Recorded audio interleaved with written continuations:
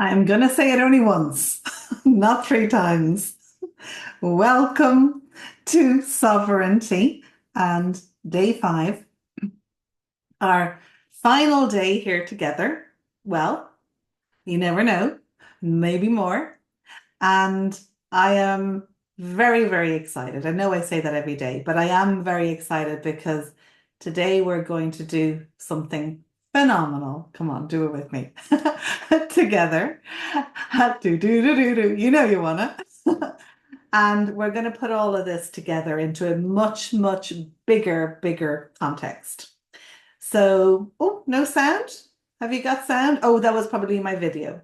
The video had no sound because Zoom doesn't seem to like to record sound music for some reason. So I just look like a bit of a space cadet, I know, kind of humming and eyeing to myself, and you're all going, what is she doing?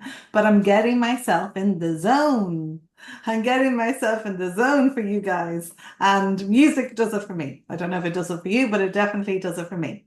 So I want to know what first I want to say, well done. I want to say well done, particularly to you guys here live and anyone that's watching the replay, because you have done this. You have actually done this. You've come through this whole process. You are on day five. And that in itself, while some might think that that is no big feat, I actually think I'm not going to say phenomenal again. I do think it's actually quite phenomenal because you are, and this isn't paying you lip service. This is the truth. There are in a world at the moment that is filled with technology, with having every piece of information at our disposal. It's actually in a world of self-development at the moment, it's actually rare to actually still find people that are really, really taking the time to invest in themselves, in their growth, and that are willing, something that I talk a lot about, and I have my own little kind of quote that you can quote me, you can use it. It's also right to be wrong. It's also right to be wrong. And I love, love, love, guess what? Proving myself wrong. And by you guys being here, I hope that you are also embracing that because every time we are wrong, guess what happens?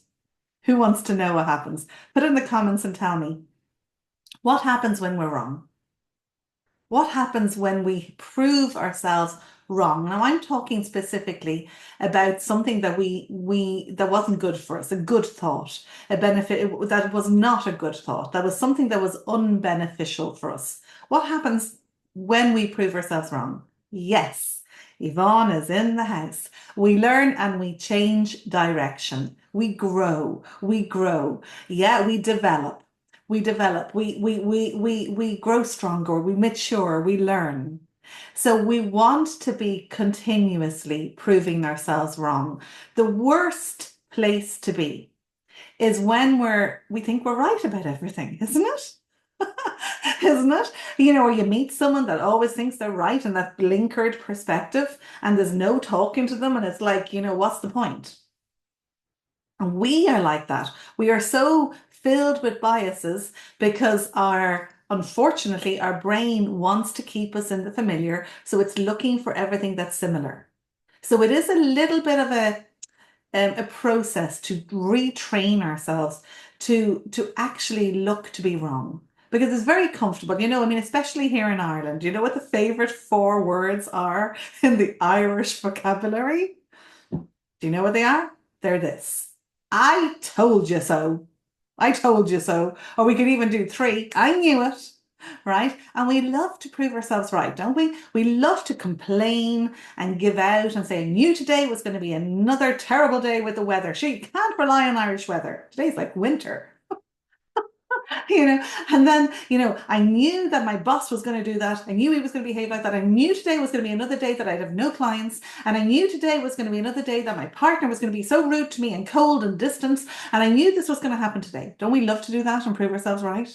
Be honest. Be really, really honest. Okay, isn't there a bit of a kind of a vindication when we kind of say, yeah, I knew it. I told you so. isn't there? And we love to kind of gather around in groups, especially us women, and kind of like sit there and chat and say, oh, my husband, my partner, he's so cold, he's so distant, he doesn't do anything for me. And, watch this, he's coming over, we're going for our dinner party tonight, we're going out tonight for a pint together, right? And you go for a drink and whatever, and you say, watch him. He won't even look at me. He won't even touch me. He won't be affectionate at all. And we're there nudging our friend and saying, I told you so. Didn't I tell you he'd be like that? Didn't I tell you he would behave that way? Have you experienced that? Have you experienced that from others? Have you experienced that from yourself? Be honest. Put it in the chat and let me know. Because this is the problem. We are so ingrained in wanting to be right because it keeps us in the familiar loop.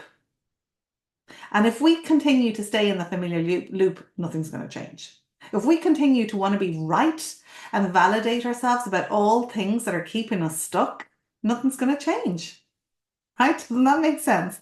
So if we continue, I know this, I knew this was going to happen, I knew they were going to say this, I knew she was going to say that, I knew this was going to happen. Yeah, gives us a great little buzz. And guess what's like sugar? Instant gratification. But it's got really bad long-term, repercussions. So what we want to train ourselves, what we want to upskill to is to, as I've said this from the start of this program, don't look at this as just a masterclass or 5 masterclasses, something that you do for an hour and you put away and go, oh, that was nice. See ya, bye, and that's it. I want you to really, really contemplate, really sit with these learnings. Because as I say all the time, if they can change my life, and by God, they did. If they can change my life, they can change yours. Really, I'm just an ordinary girl. Okay. And it changed everything for me, changed most of all, besides material things. Yes, the material things, 100%, absolutely. But most of all, it changed how I felt about myself. That's where it all starts, right? It starts within and then it goes without. And it's night and day. It's night and day. And one of the first things I did was start trying to prove myself wrong. Because we have this wonderful bias that we can use to our advantage when we know how to use it. And I teach my students how to use it in beneficial ways. But we have this bias called confirmation bias. And that's what we want to confirm we are right. And as soon as we say something to those little people in our head and we say, oh, I want to do la la la, or I think this is going to happen, or this is the way it's going to be, or so and so is going to prove me right, or he's going to do this, or she's going to do that, they're going to do that, the weather's going to do this. And then we're looking for the evidence to prove ourselves right. We're looking for the evidence. And we go, oh, yeah, I knew it. What's the point anyhow? This is going to happen. She was going to say that. He was going to do that. I knew I was going to feel this way. That was going to take place. And we're back to square one. So we're looking for the evidence. So we've got to start looking in a different way. We've got to start looking for the evidence to prove ourselves wrong about the bad stuff. Right? Does that make sense? About the stuff that is keeping us trapped and blinkered. Are we self-sovereign enough? Are we adult enough? Are we mature enough? And this is where all the inner child work comes into play. To be able to say, you know what, you're right. My God, I never looked at it that way. How many times have you really said that to somebody? I was completely wrong. I was looking at it a whole different way. And it was uncomfortable for me. Didn't really like it at first. It kind of pushed my buttons, but you're right. You're so right. I hold my hands up. You are so right. I see this in a whole different light. How many times have you had the opportunity to be able to say that? How many times have you gifted yourself the opportunity to expand your world? Because the more that you prove yourself wrong about the right stuff, the more your world is going to open up. So really sit with, am I just trying to kind of keep myself in the familiar loop? Am I just trying to vindicate my own? That's not really the right word, vindicate. What's the word I'm looking for? It'll come back to me. Somebody who knows the word I'm looking for, tell me. But am I just trying to reaffirm that what I say is correct? Am I just trying to, prove myself right so I feel righteous and good about myself and validate? That's the word I'm looking for. you, Breed. Thank you. Yeah. Am I looking to do that? Yeah. Or am I willing to be wrong so that I can grow further, so I can have more opportunities? Right? So I want you to put in the comments, it is so right to be wrong. It is so right to be wrong. That's my little diddly. That's my little quote. It's a Danielle Serpico quote. It is so right to be wrong. It is so right to be wrong. It is so right to be wrong. And here's how I did it. And it might sound a little bit, this might sound a little bit fluffy. It might sound a little bit, maybe you might not all like to use it quite in this context, but I want to give you another example of literally how I began all this. As you know, I was on the floor. I was literally on the floor. I sat on my restaurant floor and I cried when my electricity was switched off because I couldn't pay the electricity bill. And that was in the crash of the Celtic Tiger. And I told the staff to take what they wanted as payment for their last week's wages because I couldn't pay them, and they did. They took everything out of the freezers and they took the pictures off the walls, even took furniture, some of them. And I went home and I very seriously contemplated ending my life. And luckily I didn't. Obviously I wouldn't be here. Unless I'm just a spirit. And I decided to get back up. And some of you know this story, and I'm not going to share the whole big story, but you will hear it. If you're in my world, you'll hear it. And this is the whole idea where my brand, if some of you know my brand, it's the Black Belt Mastermind. And it is because I was a black belt physically. I had become a black belt. I was a martial artist. And I decided to become the black belt of me, to lead myself. Because maybe I shared this story already, but you know, it was becoming the black belt. When I became the black belt, I realized the journey had only begun. Because now people looked at me in a particular way. Now I had to really, you know, be able to do the stuff. I had to be able to lead people. I had to be able to, you know, really do it. And that's when I realized the journey began. And so when I remember I went home and I got into the bath and I was really contemplating ending it. And I cried. And at that point in my life, I had isolated everybody from me because I was excellent at keeping a front, keeping a mask on. Nobody knew how much I was suffering and how lost I was. I was so lost. I was the mask had come off because of my restaurants all ending, and I could no longer hide behind the businesswoman. And the little girl was crying. The little girl in me that felt abandoned, that felt alone, that felt unloved, was completely and utterly, totally lost and frightened. And it took a lot for me to decide and make a decision whether I was going to end it or whether I was going to live and give it another go. Thankfully, I decided to give it another go. And I remember one of the first things I learned was that you get more from what you focus on. You get more from what you focus on. Some of you may have heard that quote before. Have you heard that quote before? Put in the comments. You get more of what you focus on. What does that mean? Literally confirmation bias. The more you look for something, the more you look for evidence of the same. And that can work in your disfavor, if that's a word. Okay, like I was just explaining with it's oh so right to be wrong. Or it can work in your favor. And I decided, because again, the way that I work is the way my brain works is if I get back up and I say, right, okay, let's do this. I'm going to become the black belt of me. I'm really going to learn how to lead myself once and for bloody all. I'm going to actually start leading myself. And I'm going to take this stuff, I'm going to put it into action. And I said, right, that's it. I'm going to give it a go. I had nowhere else. No, there was nowhere to fall. There was no lower I could go. I'd lost everything. You know, I know I've shared the story with some of you 100 million times, but it's so true. And one of these days, I always kind of laugh. I always say, he's going to be on one of these calls. He's going to be on one of these master classes with me. But there was a gentleman, really nice gentleman. He was the social, what do you call it, the social worker in Wicklow Town. And that's where I had my two of my restaurants, and one of them was in Greystones.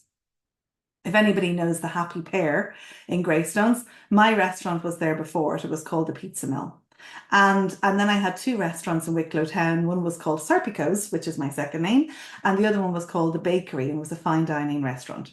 And this gentleman, I actually can't remember his first name, but he used to come in to me every single day, and he'd have the same thing. He'd have a bowl of soup and a sandwich. Every single day, came into one of my restaurants, come into Serpico's, and he'd have that for lunch, and then he'd go back to work. And he was a real quiet type, very, very nice gentleman, very respectful, really nice, and we'd have little chats. And I remember when I closed my restaurants, every single thing was taken from me. I went from the front of being, this successful businesswoman, because inside I was dying. And when it was all taken away, and I, you know, I went home, and I remember I had nothing left. This wasn't probably on the first day, obviously, that everything was taken then. But, my house was being taken off me, and I fought for my house for years, but eventually I had to give it up. But they took every single penny from my bank account, every single penny. And I remember it might have been a few weeks later or whatever, I had to go down to the social care worker, this guy. And I had to literally say, I can't even wait for the money to come through. For this to process, because I had to sign off as self-employed and all this kind of stuff. And I said, I can't even wait. I said, I need money now. I literally don't have a penny. And it was the most embarrassing, in hindsight, I had nothing to be embarrassed about, but I remember at the time feeling so ashamed. And I remember him being so shocked, looking at me, so shocked. And I could see the pity in his eyes. And he was a really nice man. And he sorted it out for me straight away, and gave me an advance. I can't remember what it was, 100 or 200 quid or something like that, a week's payment in advance to keep me going so I could buy food. And, that was my lowest point. And I had nothing, nothing. And I really decided, you know what, this is it. And at that point, I had been isolating myself from everybody. And it had come to the point where, like, everybody thought I was okay. But secretly, and this is, I'm nearly a little bit uncomfortable in admitting this, but I had got to dislike people. I had got to dislike people because I thought everybody was out for themselves. I thought nobody really cared. I thought people, you know what, human nature, people are just, they're all out for themselves. That was something that I was kind of saying in my head at the time. It was kind of, everyone's out for themselves. No one really cares. No one cares about me. They all just care about themselves. No one cares about me. And that I was in that pity fest mode. And I was so overwhelmed with that. And I kind of thought the world was a bad place and nobody cared and people were selfish and la la la. So when I learned you get more of what you focus on, and here's the thing. I put it into practice. I said to myself over and over again, how can I make this into a, whatever you want to call it, a technique, a method, a way that actually works? And I thought about it and I thought about it and I thought about confirmation bias. And I realized something, that when I went to speak to people, I was preempting and presuming that they didn't care. In my head, I was saying, they don't really care. They don't give a hoot what I'm thinking, what I'm feeling, that I'm suicidal, that I'm broke, that I'm lost, that I'm, all of this. They don't care. They're just, superficial. They're just saying it to be nice. Or I couldn't get my head around. I'd lost complete sense of connection with people. And that's what happens when we get very depressed and very down on ourselves. Because we live in a world of only looking for the negative. We don't intend to do it. It's not our intention, it's not our plan, but that's what can happen. And we keep looking for the evidence of that, unbeknownst to ourselves. So it was like pulling teeth for me to remove myself from that way of thinking. And I said to myself, here's what I'm going to do. You get more what you focus on. So I want to have people that are nicer around me. I want to have people that care. I want to feel love. I want to feel friendship. I want to feel warmth again. So how can I do that? You get more what you focus on. Okay. So I started to, because I know how powerful, because I studied this. I know how NLP works, neuro-linguistic programming. I know how the words inside our head reverberate in our neural pathways. And when we think a thought, the neural pathway lights up. And when we speak a thought, the neural pathway gets stronger. And so I decided, let me put this into practice. So I started to look at people, and when I would meet people, and here's where it gets a bit weird. I'm not talking about complete random strangers, but anyone I knew, I said to myself, I'm going to look for the beauty within. I'm going to look for what is beautiful in this person. And that word worked for me. And I wasn't talking about just aesthetically. I might sometimes notice someone's eyes and go, wow, you got the most incredible eyes, or a wonderful smile, but most of the time it was something deeper. And when I began, because this is in stages, I started to look for the vulnerability because I could connect to that because I felt very vulnerable at the time. I was on a shaky place. I was kind of, so I started looking for the vulnerable in people. And I thought that was beautiful because I could connect with that. I felt, okay, we've something in common here. You're like me. You also feel fear. You also feel pain. You also hurt. You're also lost. You're also afraid. I get that. I relate to that. I get you. I know what that feels like. I know what it feels like to be so afraid and to be afraid to be alone. And I know what that feels like. So I actually felt a connection. So I started to really hone in and look through people's eyes. And I know that sounds corny, but it was life-changing because the more I did that, the more I could see the beauty within people. And I started to say, and I do it to this day, my students will know it, people in my world will know it. I say, hi, beautiful. Hi, beautiful. Hi, beautiful.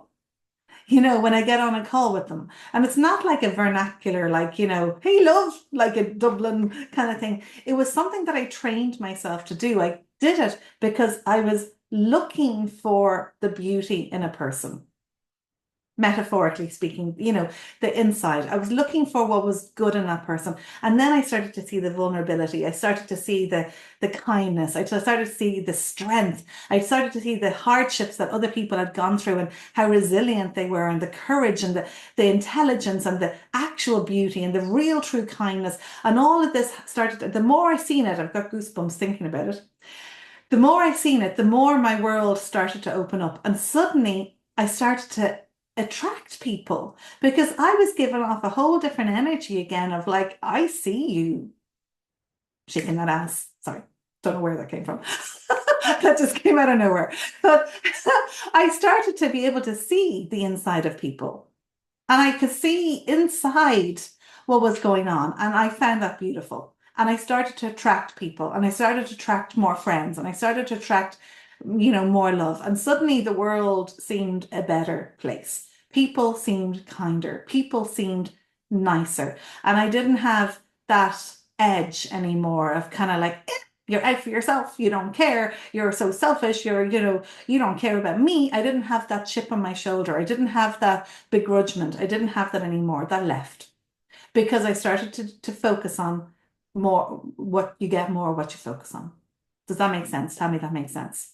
So today is all about putting all of this together, and I want to kind of just go over a question that a wonderful, wonderful smart woman asked yesterday, after our live. And today, after this live, if you're watching this live, you're more than welcome to ask me questions. And if you're watching this on the recording, please put questions, put comments in the comment section. And maybe you may never know, I might even do a Q&A. I'm considering doing a Q&A to answer any particular questions, possibly at the start of next week. If there was enough questions and people had some questions and they wanted to go deeper into this, I may possibly do a little bonus Q&A. So somebody asked a wonderful question yesterday. And the question was when we were talking about visualizing. And this wonderful smart woman asked me, how can we get into it if we haven't experienced it? You know, like for example, if we're visualizing wanting to have lots of money and we have never had lots of money, how do we do that? And it's a really great question. And I want to go a little bit deeper into it, and give you the answer that I gave. I think she might be on this call as well, live with me. But I want to give you that answer and also explain a little bit further. So one of the things I asked her was, well, how would you know that you wanted something if you've never had it? Right? So I want you to really contemplate that because that is a good question. Because when we think about it, when we really think about it, we can't want something that we don't know exists. We have to have some sort of context to relate it to. Does that make sense? So if we have felt something before, we may not remember it even consciously. May not be able to quite get into the zone of it, but we have a distant memory of it. It's there in our bodies somewhere. It's there in our DNA somewhere, lingering, and we just have to be able to tap into it. But for us to say, oh, you know what, I want to feel safe, I want to feel secure. For us to say, I want to feel, joy, we have had to have had a context to know what that feels like. And at the very least, we've had to have a context of what to know what the opposite feels like. So if we are so distant from the feeling, ask yourself, what is it that I don't want to feel?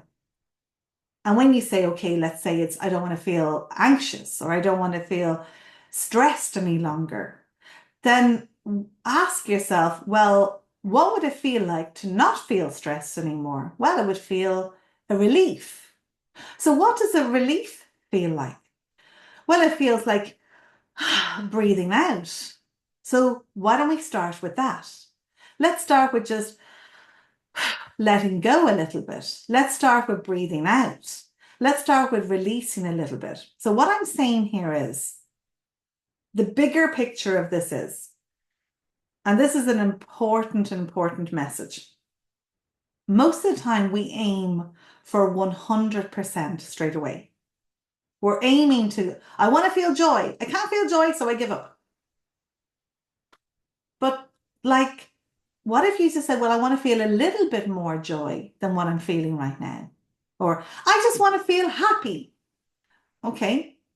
But what if instead of aiming for that 100%, because by the way, you're never going to get to 100%. That's not the point. That's not the point. We're not supposed to get to 100% because then we'd be weird. We'd be odd if we were 100% happy all of the time, wouldn't we? We wouldn't have the contrast to know what it feels like to feel sad. We would be unrelatable. We wouldn't be able to comprehend it. And we wouldn't be so happy if we didn't have the other feelings to be able to know what happy feels like. So what we want to aim for, instead of 100%, I want to feel joy. I want to feel happy. I want to feel, 100% wealthy. What's the level? What's the limit? How about I want to feel happier? I want to feel more joyful. I want to feel more wealthy. I want to feel more open to abundance. That's a step in the right direction. Now, remember, this whole week is, sovereignty is is underpinned by the metaphor of the Fibonacci sequence. And the Fibonacci sequence, again, to reiterate this, proves that it's a particular sequence that brings about the next sequence, that brings about the next step. Does that make sense? The next number. So we can't get to this number without having to have done these steps first because it's a cumulative effect. It's a cumulative effect. So if we go, I want to feel happy. What about these steps? What about the sequence? We can't go from here to here without having gone through the sequence. to accumulate it to this. If happy was 100, or no, in the Fibonacci code, there isn't 100.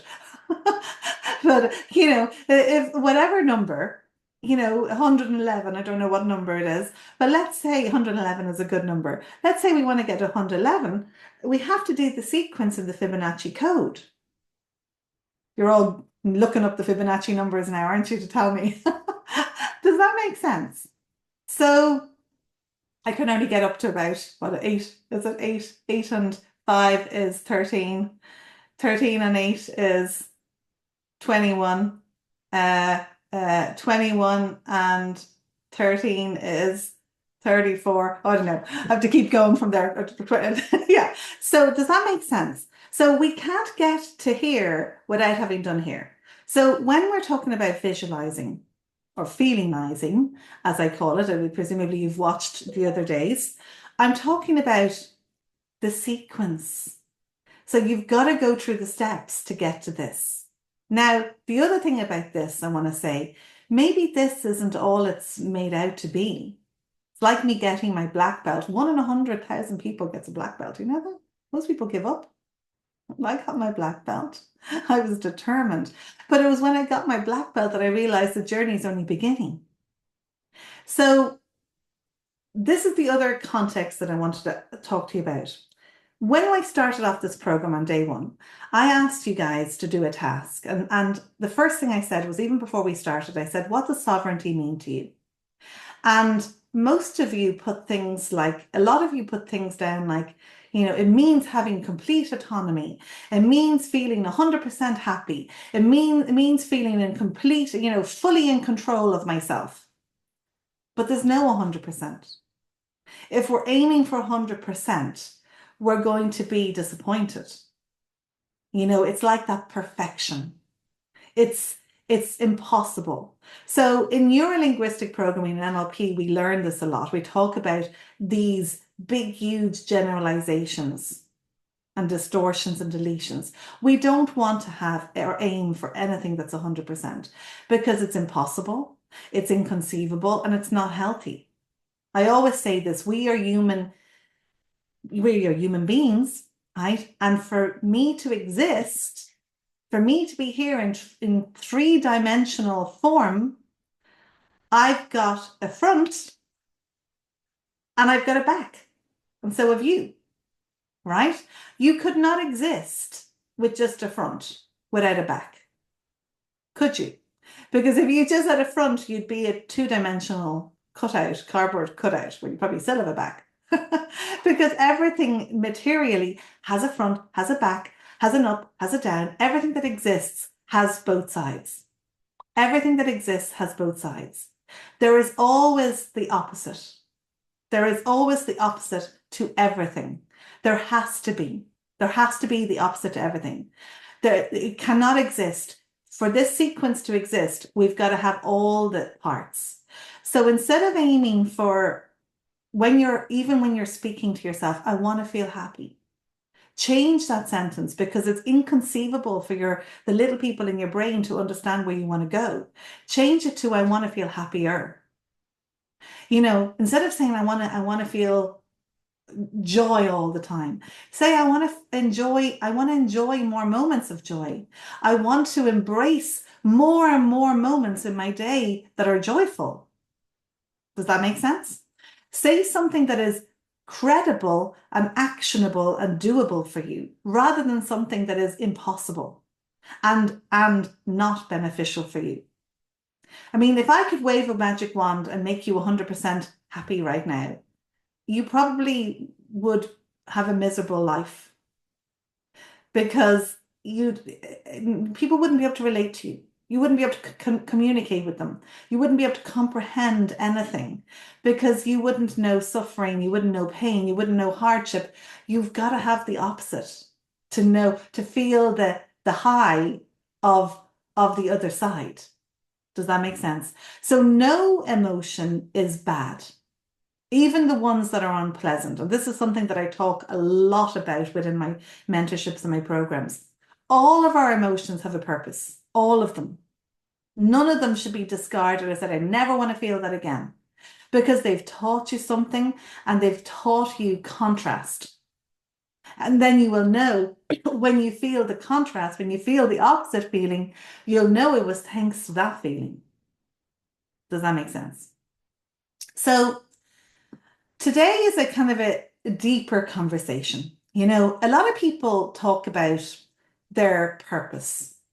Some of us say, we're afraid to know we don't know our purpose, and that's okay. Of course, you may not know your purpose yet because you might be here and you've got to go along the sequence to get to where you really start to understand, okay, this is maybe my purpose. So a lot of people say they want to, like things like they want to change the world. But what they're actually saying is, I want to change my experience within it. You know, I want to feel safer. I want to feel happier, you know? So this is kind of what we do. We start to say those sort of things, but if we change it and have self-sovereignty, we can actually start to say something like, well, okay, well, if I do this, and we kind of say these kind of things, if I do, take this step, if I take this action, this is what most of us say. We say, well, if I do this, then my life will be better. But we're not looking at the big context. We're not saying, if I do this, then the world will be better.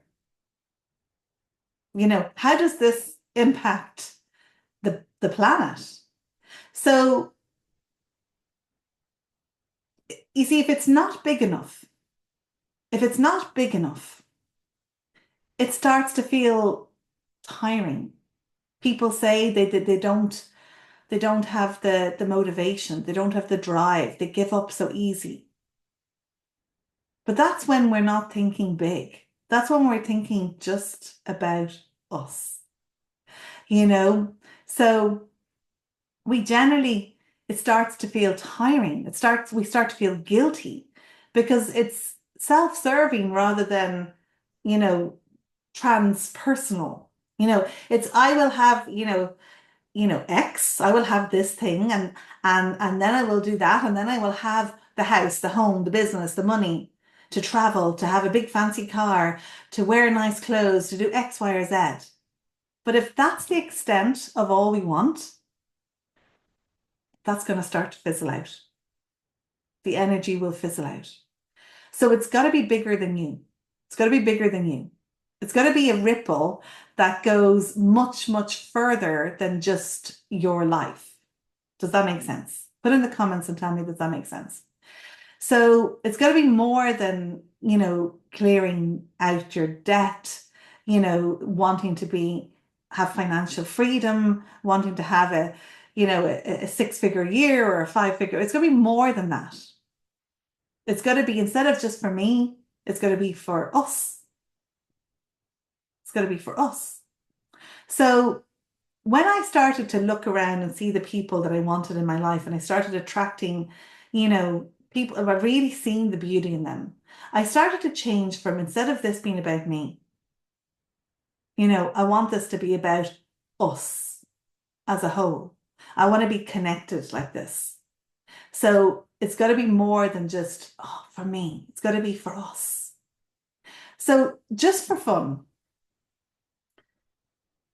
let's think really big for a moment and let's just imagine that we are the ones that are about to change the world, because we are, we are the future. This way you become part of, these changes in the world.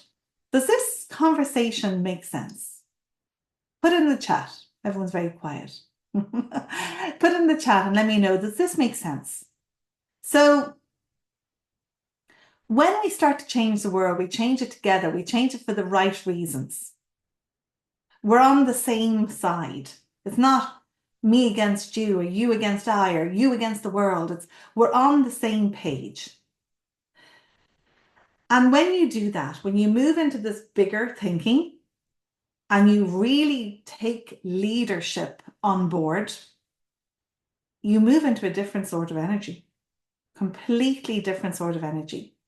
And it's when you're in this energy, and this sounds very grandiose, but it's when you're in this that you're also supported by a higher force, you know, because no longer is it you against the world, but it's you supported by the world, supported by the world. Does that make sense?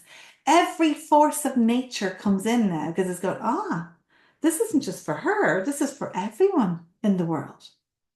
You know, because if you succeed, everyone wins. Everyone wins. This is the God zone, you know? Does that make sense? So when I started to include the world, and when you start to include the world in your thinking, in your bigger vision, when you start to actually allow yourself to imagine and dream like when you were a little child, you know, when you start looking at the world this way, guess what? It's going to show up for you.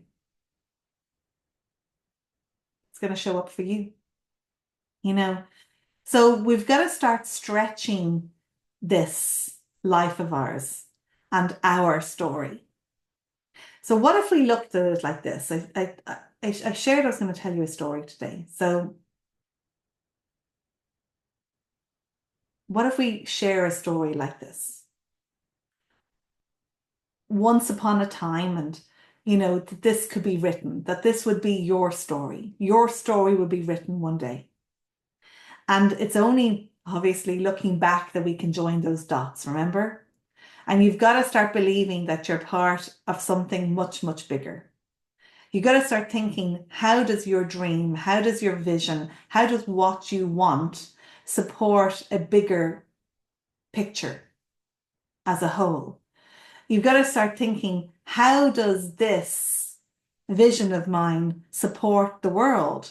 Versus, you know, when something happens, it's kind of like, oh no, why did this happen to me?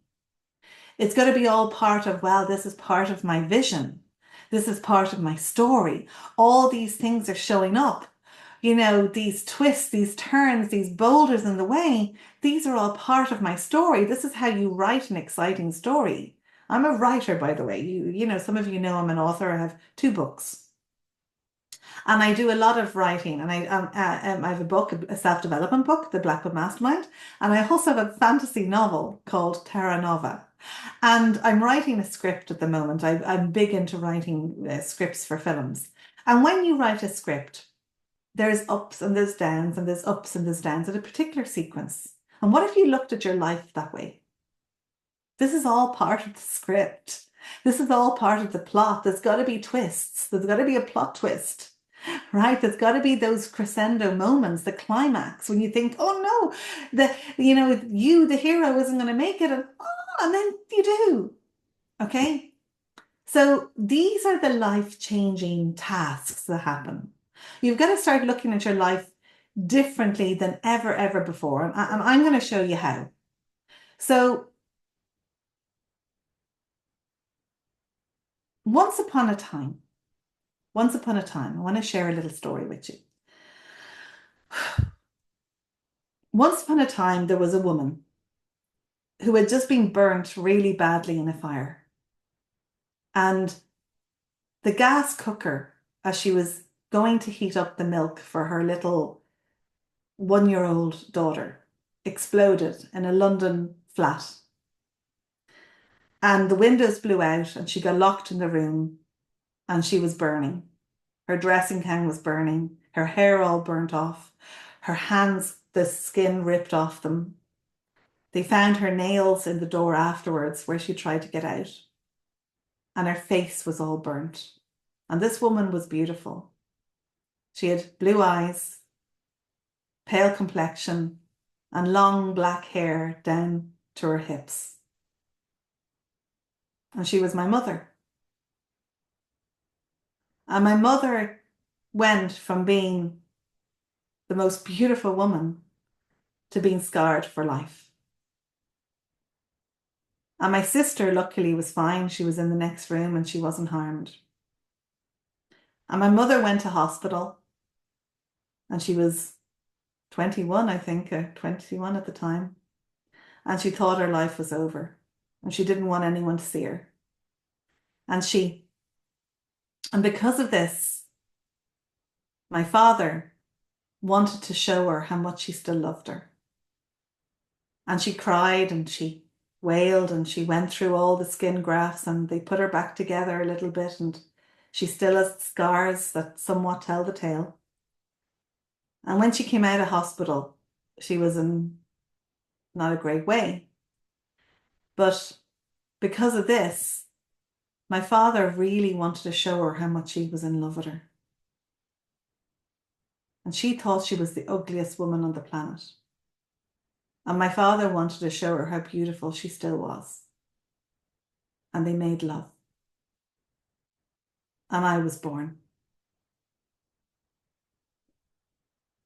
And I was born smiling, with a big head of, you wouldn't think it now, curly black hair, and a smile on my face. And I arrived prematurely. I was due on Valentine's Day, and I arrived on the 21st of January, and my mum thought she was going to lose me, but I came into the world smiling. It was the easiest birth. She said it was so easy, and everyone came to look at me, and I smiled at everybody. And mum always told me that I was the easiest child that ever lived. And I always made it easy for people. And people liked me. And I noticed this because at school I would smile and people would smile back. And everyone I met, I'd get on the train, and I grew up in Rome.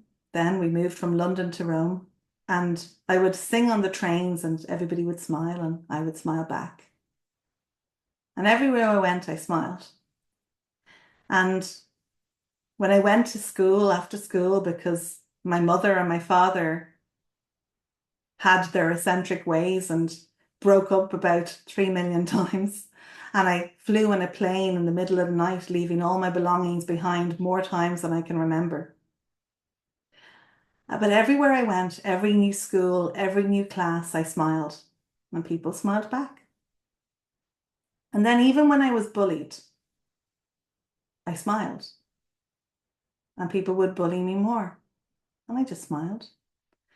And even when the fights started happening with my mum and my father and people around me, I would just quietly smile and hope that everything would be okay. And even when my mum left in the middle of the night and the police were called and we thought she was dead, and I would smile sweetly at the police. And because of this, people just started to think I was okay because I was always smiling. And because my sister was difficult and didn't smile, she became the problem. And because of this, I could see how people responded to her. You know, because of this, her life became more difficult. But because of this, I learned how to continue with the smile. And everywhere I went, and when I came back to Ireland, I met my best friend. And from 9 years of age, I loved this girl. And then when it came to secondary school, she left me and never spoke to me again. And because of that, my heart broke. And because when we came to Ireland, my father didn't bother to see me or speak to me because he said it was easier to think of me dead. And because of that, I learned to hate myself. And I learned to think that I was unlovable. And because of that, I just wore the smile. And because of that, every time that people let me down or left me or disregarded me or ignored me or pretended I didn't exist, I would just smile. I was okay. And because of that, everyone thought I was okay. And because of that, boys liked me. And then, I was nice. And because of that, then they would hurt me. And because of that, the first boy that came along that was decent and solid at 13 years of age, I ended up marrying. And because of that, I realized that I just married into somebody because I needed a father figure. but I kept smiling.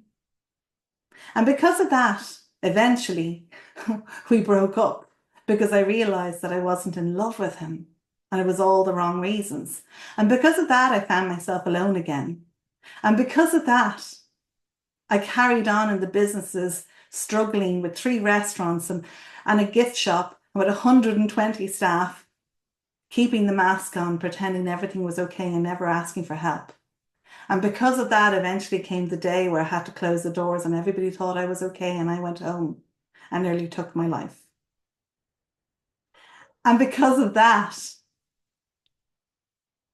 I realized that if I did kill myself, no one was ever going to know and my body was going to rot before anybody actually knew that I wasn't around because I'd spent my life being ignored.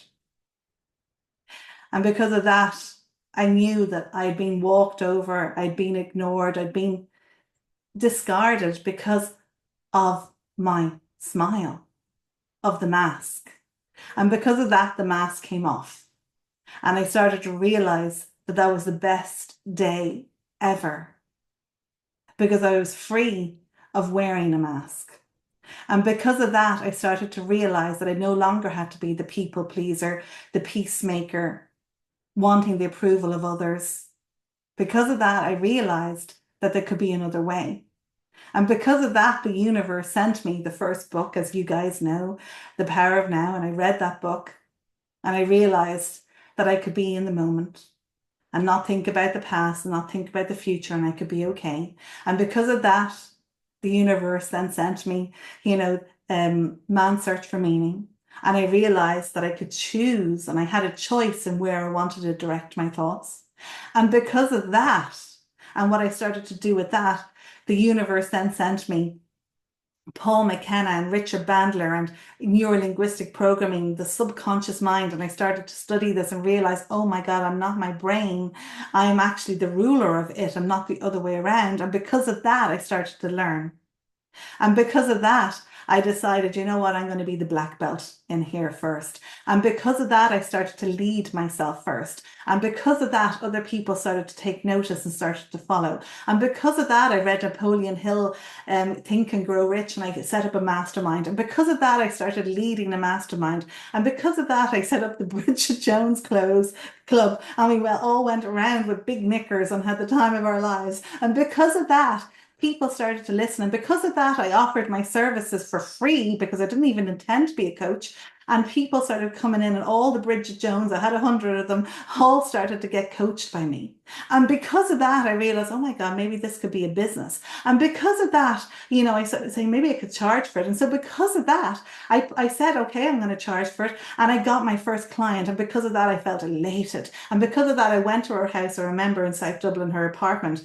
And I remember I went to her I had 6 sessions with her and I thought I was the richest woman on the planet. I think she paid me, I don't remember what it was, 200 euros or something like that for 6 sessions. That was my first professional coaching deal.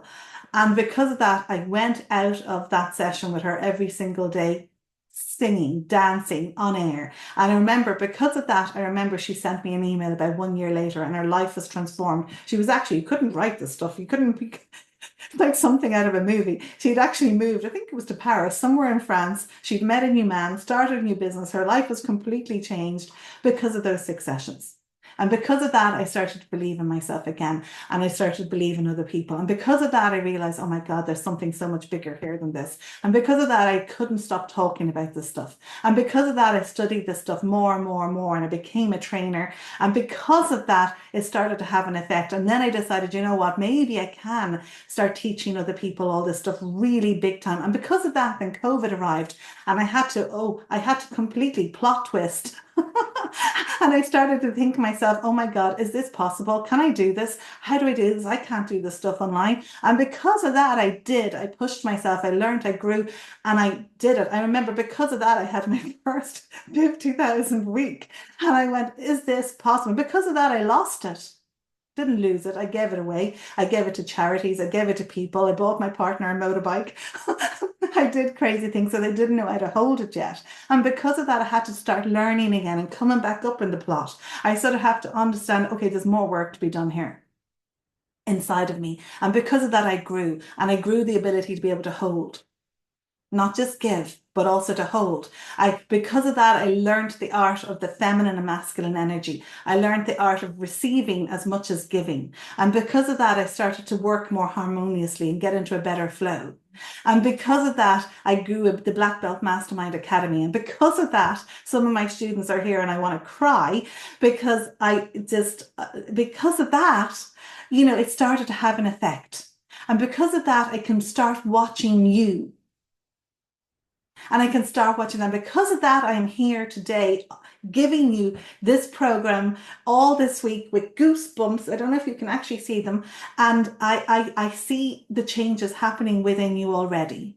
And because of that, because this story continues, this story continues and it continues and it continues. And because of that, you are here in this moment. We are here. And because of that, and this week, something is about to change. Because of that, the changes are already taking place. The seeds have been planted. The ripple effect is happening. And because of that, you're going to make a move in some capacity now. You have already.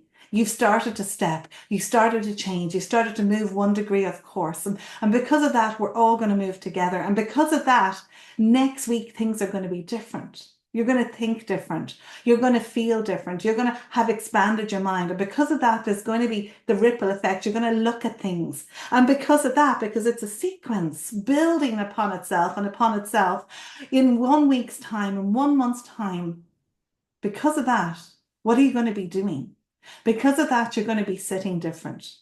Because of that, you're going to be listening different. And because you're listening different, you're going to hear new things. And because you hear things in a whole new way, you're going to remember sentences like you get more what you focus on. And because you remember you get more what you focus on, you're going to start to look for those things that you want to focus on. And because of that, you're going to start seeing those things that you want to focus on more and more. And because you see those things that you want to focus on, you're going to start to notice that there's so much more abundance for you in your world. And because of that, you're going to start feeling more abundant and you're going to start shifting in a whole new dimension. And because of that, you're going to start carrying yourself differently. You're going to start noticing how different you feel and you are. And because of that, you're going to start talking differently. And because of that, your inner voice is going to sound different. And because of that, when you speak to others, you're going to speak differently to them. And because of that, when you speak to other people, people are going to respond differently to you. And because of that, you're going to notice that people respond differently to you and you're going to start to feel more love. And because of that, you're going to start opening yourself up to receiving love. And because you're opening up yourself to receiving love, people are going to want to give you more love. And because you're opening yourself up and they're giving you more love, there's going to be an energy exchange and you're going to give it back. And because of that, you're going to see how much fuller your world is. And because of that, in 6 months and a year from now, you're going to notice how far you've come and how that sequence is mounted. And because of that, you're going to start noticing the ripple effect in your business, in your private life, in your relationships, in your job, in your work, in your environment. And because of that, in 2 years from now, 3 years from now, and 5 years from now, you could be in a whole different place. You could be traveling the world. You could be living in your dream home. And because of that, you're going to be looking back at this. And because of that, you're going to see the evidence of this on the walls around you and in your home, in the places where you're at, of all these sequences and how these all stacked up. And because of that, you're going to remember one day this week. And you're going to go, wow, how my life changed when I made a decision because of this, because this is how we work. This is how it happens. It happens a sequence because you took one move and it set off the next step in the sequence. Does that make sense? And because of that, maybe you have a big dream, a big vision like me. Maybe you have a dream for a kinder world. Because of that, when I was a child, I saved the tadpoles. I saved the ants. I saved the bees. I still do. Because of that, I dream since I was a little girl of a world that doesn't have cruelty, of a world where we are respectful of every single sentient being on the planet. Because of that, the ripple started to take place. And because of that, I understood that emotional intelligence is part of it, a deeper involvement, an evolution in our way of thinking, an evolution in how we think. Because of that, my vision, my mission grew stronger into helping people that are ignorant in a just out of ignorance, out of not knowing how the world works, how creatures on this planet feel, how us humans are. Because of that, I decided that this is my mission, that this is my vision, that this is what I want to share. So the world becomes a better place. And because of that, the ripples took place. And I want you to think about the one move that you are taking. I took this course, sovereignty. And because of that, and because of that, and because of that, you've had this conversation now in your life. And you took one move. And because of that, what did you learn? And because of that, what did you win? And because of that, what did you fail on? And because of that, how did you grow? And because of that, what started to happen? And because of that, what is your mission? And these little pieces of the puzzle start adding up. And because of that, how you speak starts to change. And because of that, your message becomes clearer. And because of that, you become more confident. And because of that, you start to feel proud of yourself. And because of that, you show up differently. And because of that, you meet new people. And new people show up in your life because of that. And because of that, you make more connections. Because of that, your business grows. And because of that, you smile differently. Right? Authentically. And because of that, you feel actually in love with you. With you. And because of that, someone else can love you. And because of that, you let yourself feel love more and more. And because of that, you feel your breath taken away with life. And because of that, there's days that you feel so in love with life and they're so connected with something so much greater than you. And because of that, you notice how much more connected you are. And because of that, you see the world in a whole new way. And because of that, you see the effect that this has on the world around you. And you can see the evidence of this. So I want you to think about this and the ripples of this. And I want you, because this is going to be your task today, to go through this process. And I really, really implore you to do this. You know, you can put it in the group, you can do it privately. What I would suggest is that you write the story of your life out, and not just the past, but the continuation. And you allow yourself to really, really imagine and dream big. You know, people say, things like, yeah, I was going to be such and such, a lawyer, but I didn't get into college because I didn't have the money or la, la, la. So the same way that we make the excuses, because of that, I couldn't do such and such. How about you start to make the excuse the other way? Because of that. Now, here's the plot twist. Because of that, I'm now going to go in this direction. Because of that, I grew stronger. Because of that, I learned how to feel pain. Because of that, I learned empathy. Because of that, I'm resilient. Does this make sense? So that is kind of the story of your life, and my life and your life and our lives together. And it continues and it continues. And I want you to write it.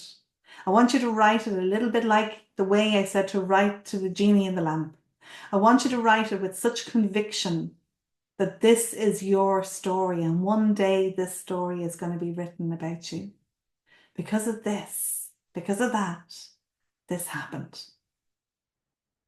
Everything has led you to here.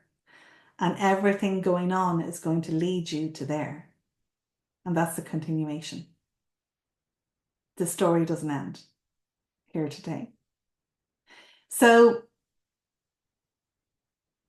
that's the conclusion of our 5-part masterclass in sovereignty.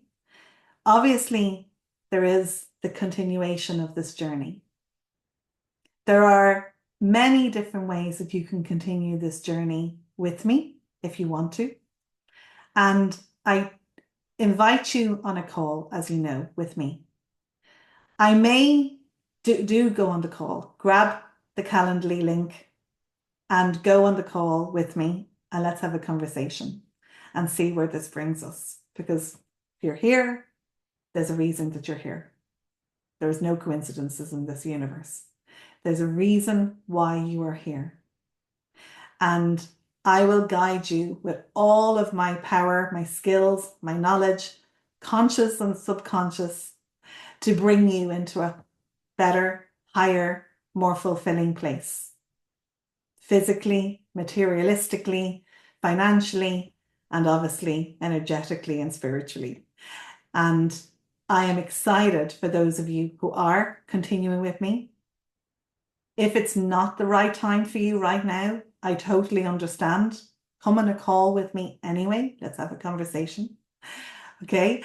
And if it's not, come back into my world, be in my world. And also because we need to be around people that lift us higher. We all need that. And do this exercise. Really do this exercise. I will be leaving the Facebook group open for another week or so, or 10 days, so people who have not caught up on the replays. I may possibly, as I said, here's a big hint, do another masterclass, a Q&A masterclass on Monday, possibly.